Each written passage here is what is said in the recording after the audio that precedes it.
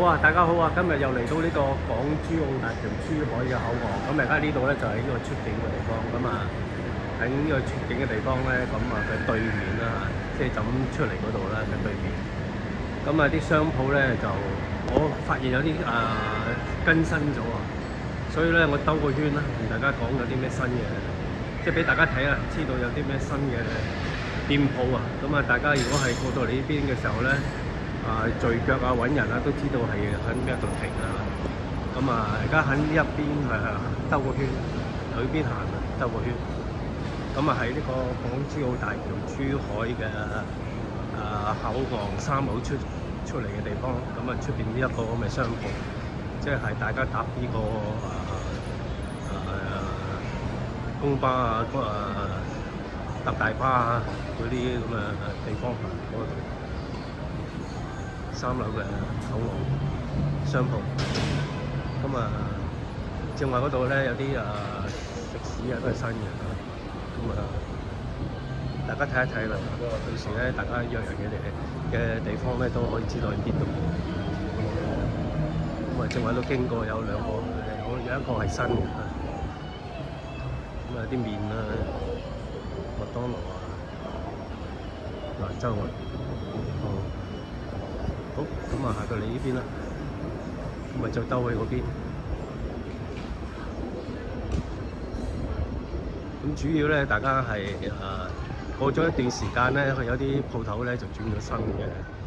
咁啊，大家如果係約人咧，就有時咧就係喺一邊約。咁喺邊食完嘢咧，就係可以搭車方便啲。咁啊，呢個咧就係港珠澳大橋珠海口岸出邊個商鋪，咁啊呢度咧就係好瑞幸啊，瑞幸咖啡，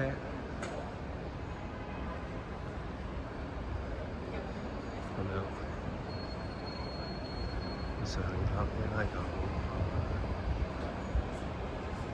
有呢個咁大家記住啦，如果去呢個中山神灣繁花里咧，就喺呢一個3號台落到去下邊嗰頭。呢個就新嘅店鋪啦，